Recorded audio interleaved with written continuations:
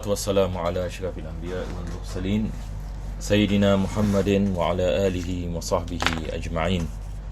Alhamdulillah, para jemaah dirahmati Allah Subhanahu wa taala. Pertama dan utama sekali kita memanjatkan kesyukuran kita kepada Allah dapat kita mengadakan pengajian ini yang pertama di dalam kitab Muqaddimah karangan Al-Imam Muhammad bin Yusuf As-Sanusi rahimahullahu taala. Dan kita berdoa kepada Allah Subhanahu wa taala, mudah-mudahan Allah menjadikan pengajian kita ini sebab pengampunan bagi segala dosa dan Allah mengabulkan segala hajat dan menghidupkan hati-hati kita dengan iman dan taqwa dan menjadikan kita di antara hamba-hamba yang dekat kepada Allah Subhanahu wa taala. Amin ya rabbal alamin. Maka kitab yang kita akan mempelajari adalah kitab ini Muqaddimat, seperti mana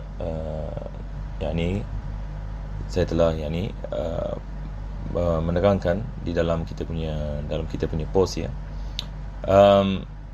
Jadi insya-Allah taala kita akan masuk ini terus langsung ini kepada kitab, dan sebelum itu insya-Allah saya akan membicarakan sedikit ini tentang Al-Imam As-Sanusi. Jadi mungkin sekejap ya.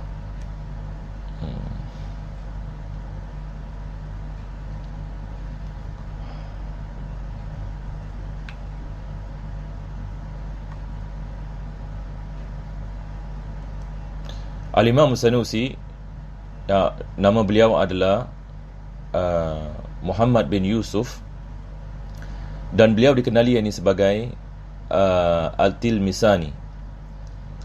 Al-Tilmisani, ini merupakan daripada apa kita mengatakan nama bagi tempat yang mana beliau dilahirkan, dan juga ini beliau diwafatkan di tempat ini. Tempat ini Tilmisan sampai hari ini dikenali ini sebagai Tilmisan, dan ia terletak ini di negeri Algeria.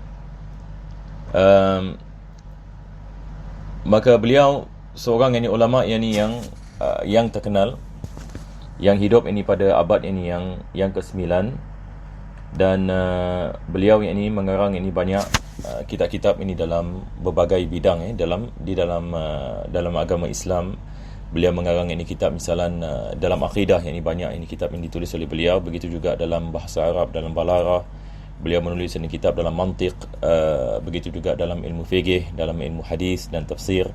Maka beliau merupakan ini seorang ulama yang mahir dalam bidang-bidang ini yang lain dalam keilmuan Islam. Maka beliau dilahirkan ni pada tahun 830 Hijriyah. 830 Hijriah, yang ini bersamaan dengan 1426 Masihi. Ini 1426 Masihi, dan beliau meninggal dunia pada tahun 895 Hijriah. Maka beliau hidup ini sikit lebih kurang 65 tahun.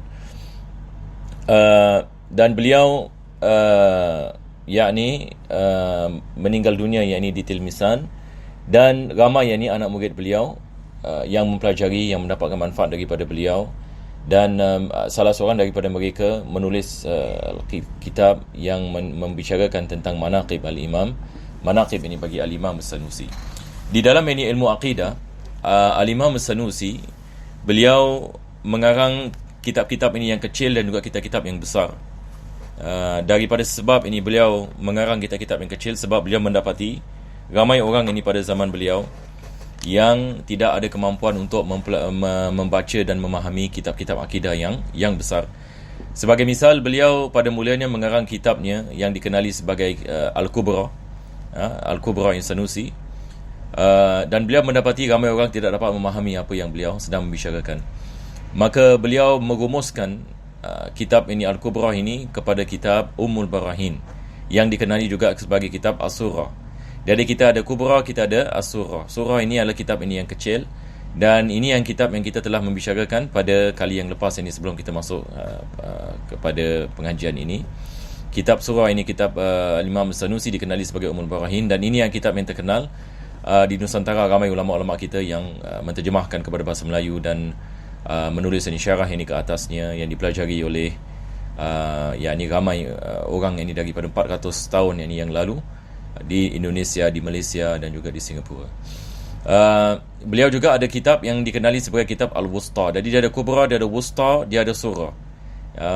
Maksudnya kitab yang besar, kitab yang pertengahan, dan juga kitab yang kecil. Selepas As-Surah, kita ada lagi satu kitab yang InsyaAllah mungkin pada kali yang akan datang kita akan mempelajari kitab ini. Dia adalah kitab yang lebih kecil daripada kitab Ummul Barahin, yang merupakan rumusan daripada kitab Ummul Barahin yang beliau tulis ini untuk pelajar-pelajar yang baru nak mencuburi dalam ilmu tauhid. Kitab tersebut yang dikenali sebagai Surah As-Surah, kitab kecil-kecil. Ini adalah kitab yang selepas kitab ini Ummul Barahin, dan selepas itu kita ada kitab yang dikenali sebagai kitab yang ini Hafidah, kitab Al-Hafidah. Maka dia mengarang ini bagi orang-orang yang ini yang awam, yang baru, yang ini pertama kali nak mempelajari ini ilmu, nak mempelajari ilmu tauhid. Jadi maksudnya Al-Imam Sanusi, beliau mengarang ini kitab-kitab ini sebagai apa kita mengatakan manhaj, yang mana seseorang itu dapat mempelajari daripada awal, daripada asas hingga yang ini dia naik ini kepada kitab-kitab ini yang kitab-kitab yang tinggi. Maka ini tentu sekali ini akan menguatkan fahaman dalam ilmu, di dalam ini ilmu akidah. Seterusnya kitab Al-Muqaddimat, seperti mana nanti insya-Allah kita akan melihat. Al-Imam Sanusi dalam kitab ini beliau hanya memilih beberapa istilah-istilah yang penting dalam ilmu akidah dan beliau mensyarahkannya. Itu yang kita akan mempelajari dalam kitab Al-Muqaddimat. Beliau sebagai misal akan membicarakan apa yang dimaksudkan dengan hukum syarak, apa yang dimaksudkan dengan hukum akal, apa yang dimaksudkan dengan hukum adat. Walaupun kita ada mempelajari dalam kitab Ummul Barahin, tetapi kita akan lihat dalam kitab Muqaddimat dia lebih terperinci. Dia akan lebih terperinci dalam mensyarahkan istilah-istilah ini. Dan istilah-istilah ini sangat penting sekali, sebab apabila kita mempelajari kitab-kitab yang seterusnya, maka kita akan mendapati istilah-istilah tersebut digunakan oleh para ulama. Jadi apabila kita memahami istilah ini dengan baik, maka mudah untuk kita memahami apa yang disebutkan oleh para ulama dalam kitab-kitab mereka. Sekarang insya-Allah tanpa kita membuang masa, ini kita akan masuk ini kepada kitab. Jadi apa saya buat? Afwan ni, salah. Apa saya buat adalah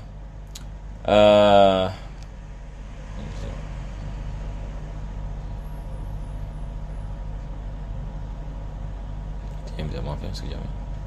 Apa saya melakukan adalah saya meletakkan dalam PDF. Saya meletakkan ini kitab ini di dalam ini PDF. Ini kitabnya ya. Jadi kitabnya kitab kecil, beberapa muka surat sahaja. Kita ada 8 muka surat bagi kitab ini. Jadi kita baca daripada awal. Bismillahirrahmanirrahim. Wa sallallahu ala sayyidina Muhammadin wa ala alihi wa sahbihi wa sallam. Qala Syekhul Imam Al-Alimu Al-Allamatul Muhaqqiq Abu Abdillah Muhammadun As-Sanusi Al-Hasani. Ini adalah nama beliau, yakni orang yang menukilkan kitab ini mengatakan, telah berkata Syekh Al-Imam Al-Alim Al-Allamah, yakni beliau dikenali ini sebagai Al-Allamah. Ini Al-Allamah ini maksudnya seorang yang menguasai banyak bidang ilmu. Jadi kita ada beza di antara alim dengan allamah. Alim ini seorang yang menguasai satu bidang, tetapi kalau dia menguasai beberapa bidang, kita memanggilnya allamah. Ini adalah sifat ini mubalarah. Al-Muhaqqiq yakni orang yang sangat terperinci di dalam ilmunya, yang mengetahui perkara-perkara yakni yang kecil dan juga yang besar, mengetahui perkara-perkara yang bersangkut paut dengan khilaf, dan perkara-perkara yang tidak diketahui kebiasaannya oleh ramai, yang dapat menerangkannya. Abu Abdillah ni adalah kunyah baginya. Dia dikenali sebagai Abu Abdillah. Nama beliau adalah Muhammad bin Yusuf. Muhammad bin Yusuf As-Sanusi. Sanusi dia merupakan nama bagi kabilah. Beliau daripada kabilah yang dikenali sebagai kabilah Sanusi. Maka kita jangan keliru dengan tarikat ini Sanusi ya. Kita ada yang terkenal, kalau kita pergi di online dan sebagainya, kita akan lihat ada lagi ada beberapa orang yang nama mereka juga di belakangnya adalah Sanusi, dan itu adalah nisbah yang bagi tarikat mereka. Tetapi di sini Al-Imam Sanusi, beliau daripada kabilah yang dikenali sebagai Sanusi, dan mereka adalah kabilah yang di Jazair, yakni di Algeria. Dan seperti mana saya mengatakan, beliau dilahirkan di Tilmisan. Antum boleh lihat dekat map ini di mana ini Tilmisan. Dia punya spelling dia agak pelik sikit. Kalau dalam bahasa English spelling dia agak pelik sikit, sebab dia T-L-E-M-E-C-E-N. Sepatutnya T-I-L, tetapi dalam bahasa, sebab Algeria ini dia ada terkesan dengan bahasa Perancis dan sebagainya, jadi dia Tilmisan. Dia asalnya adalah Tilmisan. Maka beliau dikenali dengan sebagai Tilmisani. Al-Hasani, beliau nasab ini beliau balik ini kepada Hasan bin Ali, yang ini cucu Nabi sallallahu alaihi wasallam. Maka beliau adalah seorang syarif, seorang yang daripada ahli keluarga Nabi sallallahu alaihi wasallam rahimallahu taala wa radiya anhu, amin. Selepas itu beliau mengatakan alhamdulillah, segala puji bagi Allah Subhanahu wa taala. Berkenaan dengan makna hamdalah, saya rasa tak perlu saya membicarakan dengan panjang. Cuma bila kita mengatakan alhamdulillah, kita mengatakan hanya sahaja segala pujian kembali kepada Allah, sebab Allah menciptakan segala-galanya, Dia yang menzahirkan segala-galanya. Segala-galanya memerlukan kepada Allah Subhanahu taala, sedangkan Allah tidak memerlukan kepada segala-galanya. Maka segala perkara yakni nikmat yang kita mendapati, maka kita memuji hanya sahaja kepada Allah Subhanahu wa taala, sebab segala-galanya datang daripada Allah Subhanahu wa taala. Dan beliau memulakan dengan mengatakan al-hukmu. Apa yang dimaksudkan dengan perkataan al-hukmu? Jadi ini yang saya maksudkan tadi. Kita lihat Al-Imam As-Sanusi, beliau dalam kitab Muqaddimat ini, beliau tumpukan kepada istilah. Seperti mana kita mengatakan tadi, beliau menumpukan ini kepada yang ini istilah. Kita dalam ilmu akidah sebagai misal, dalam kitab Ummul Barahin yang lepas, kita mempelajari tentang hukum syarak, apa itu hukum akal, apa itu hukum adat. Sekarang kita akan lihat ini apakah yang dimaksudkan dengan perkataan hukum. Ini dalam segi bahasa. Dalam segi bahasa, bila kita mengatakan hukum, al-hukmu maksudnya isbatu amrin au nafyuhu. Dia adalah mengisbatkan sesuatu perkara ataupun menafikannya. Yakni sebagai misal kita mengatakan Zaid telah datang, maka kita mengisbatkan kedatangan Zaid. Ini kita mengatakan adalah satu hukum. Dia adalah satu hukum. Kita mengisbatkan sesuatu perkara. Ataupun kita menafikannya, kita mengatakan Zaid tidak datang. Kita menafikan. Maka ini dikenali sebagai hukum. Yang ini maksudnya adalah kita sama ada kita mengisbatkan satu perkara yang berlaku, ataupun kita menafikan berlakunya sesuatu perkara. Ini dalam segi bahasa, yang ini tidak begitu penting. Cuma ia akan menambahkan kita punya kefahaman ini bila kita membicarakan tentang hukum mahkam yang lain. Selepas itu beliau mengatakan wa yanqasimu ila salasati aqsam. Hukum ini dia terbagi kepada 3 bahagian. Yang pertama adalah hukum yang dikenali sebagai hukum syar'iyyun. Yang kedua adiyun, yang ketiga aqliyun. Ini yang kita akan mempelajari pada perkara ini yang pertama dalam kitab ini. Jadi beliau memulakan dengan membicarakan tentang hukum syar'i.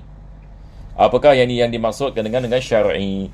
Kita dalam bahasa Melayu, kalau kita terjemahkan perkataan syar'i, dia jadi apa? Dia jadi syariah. Betul ke tidak? Syariah. Kita mengatakan mahkamah syar'iyah. Jadi dalam bahasa kita SYA ataupun SHARIAH. Ini kita mengatakan syariah. Biasa kalau orang Melayu mengatakan syariah, ataupun kalau kita betul-betul nak melafazkannya dengan bahasa Arabnya, kita mengatakan syar'iyah.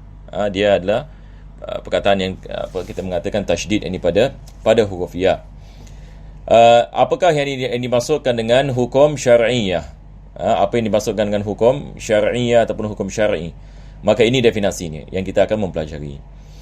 Pertama sekali, huwa khitabullah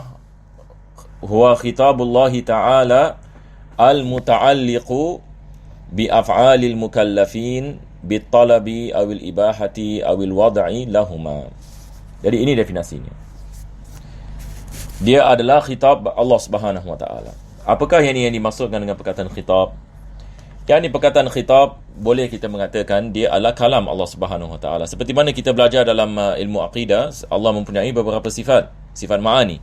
Salah satu daripadanya kita mengatakan Allah Subhanahu wa taala mempunyai sifat al-kalam.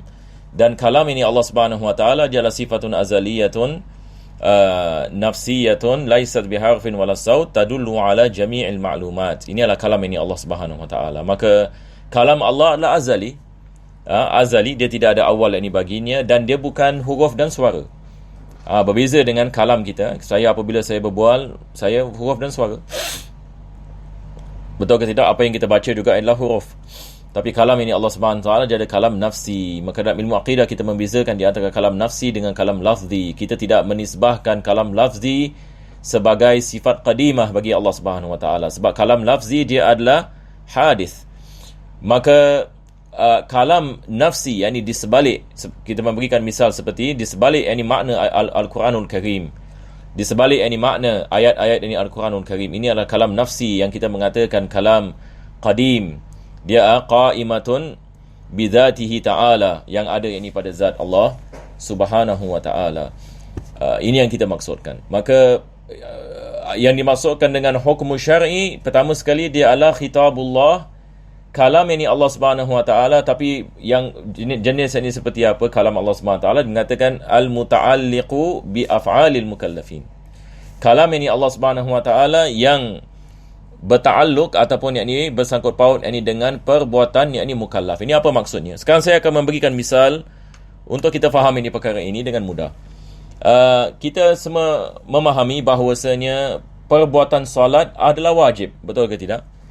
Sekarang kita pada waktu Zuhur tadi kita sudah melakukan solat Zuhur, ataupun ada yang belum lagi melakukan solat Zuhur. Perbuatan melakukan solat,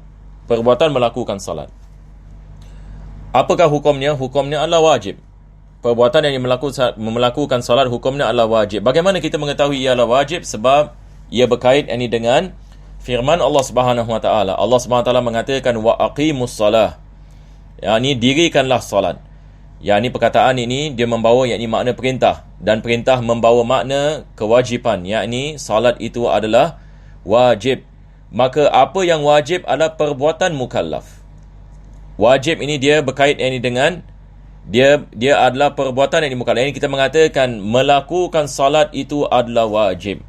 Bagaimana kita mendapatkan kewajipannya? Dia daripada khitab Allah Subhanahu wa ta'ala. Yani Allah Subhanahu wa ta'ala memerintahkan manusia al-mukallafin yakni untuk melakukan salat. Maka melakukan salat ini hukumnya adalah wajib. Maka di sini apa yang dimaksudkan adalah firman ini Allah Subhanahu wa ta'ala yang berkait ini dengan perbuatan mukallaf. Ini yang dimaksudkan yakni dengan hukum syarak.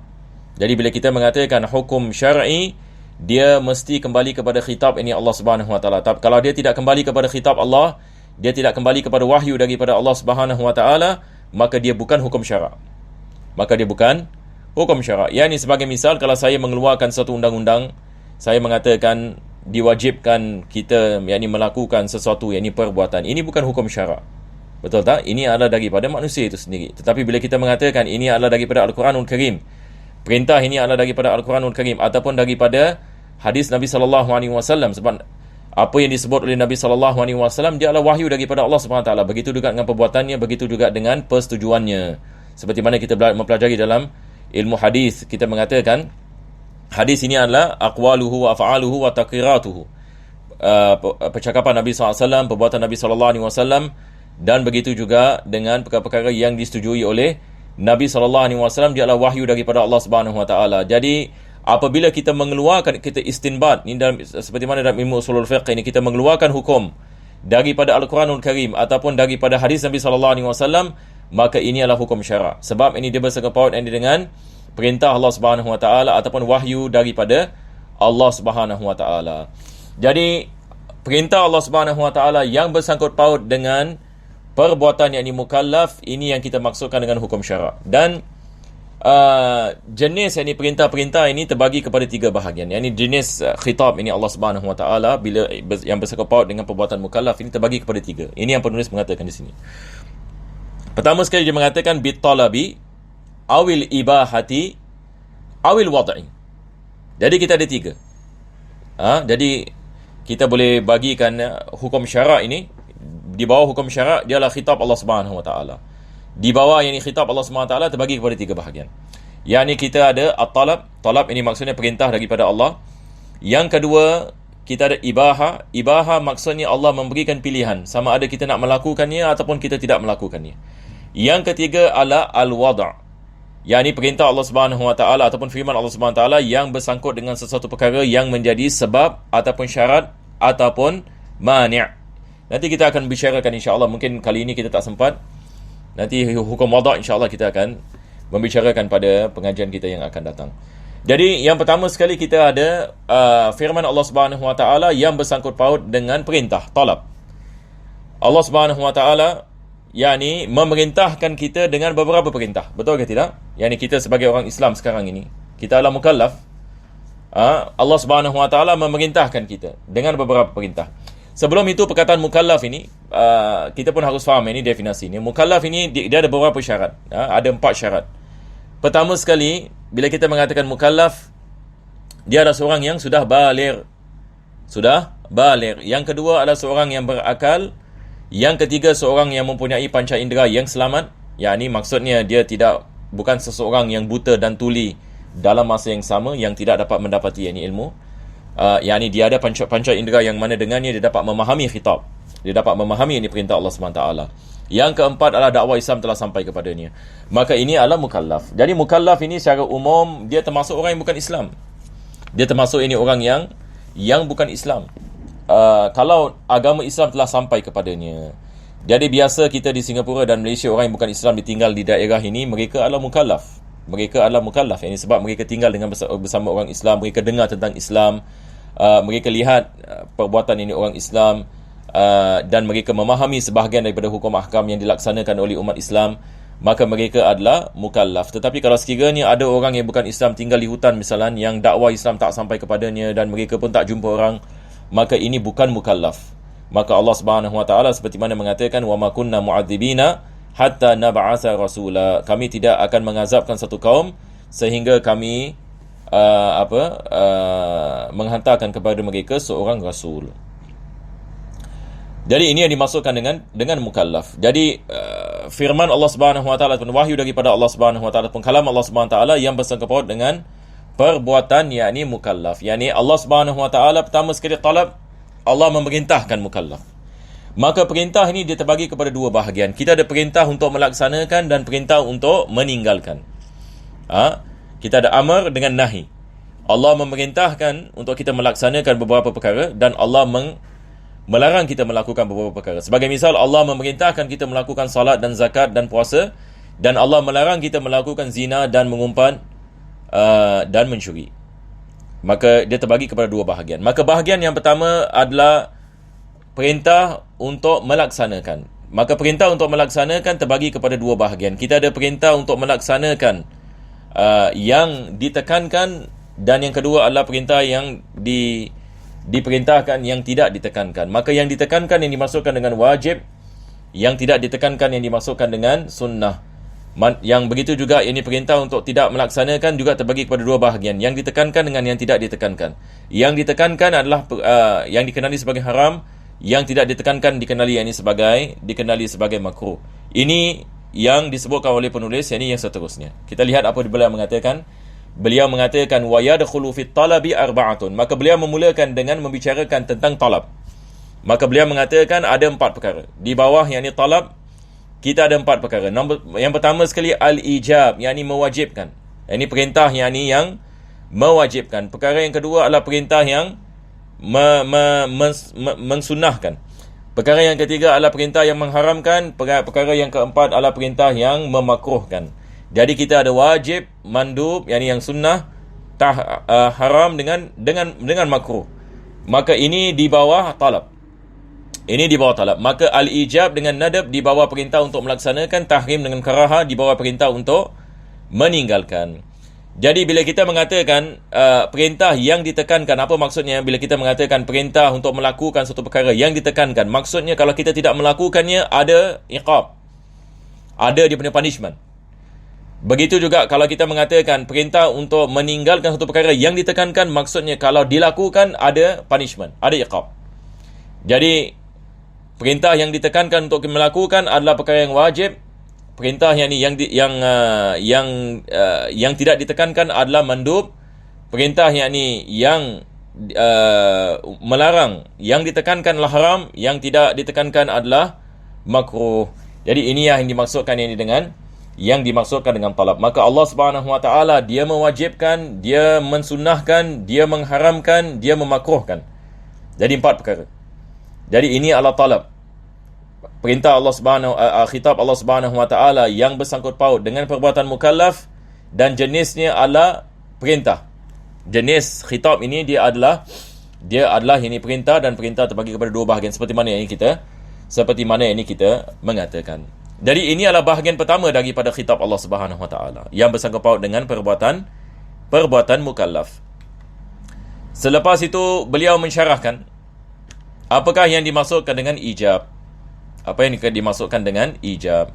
Dan saya rasa kita tangguhkan insya-Allah ya pada minggu yang akan datang. Ini disebabkan masa, jadi insya-Allah minggu yang akan datang kita akan bermula ini di sini. Alhamdulillahirabbil alamin. Allahumma shalli wa sallim ala sayyidina Muhammad wa ala sayyidina Muhammad. Rabbana atina fid dunya hasanah wa fil akhirati hasanah wa qina adzabannar. Sallallahu alaihi wa sallam Muhammadin wa ala alihi wa sahbihi wasallam. Alhamdulillahirabbil alamin.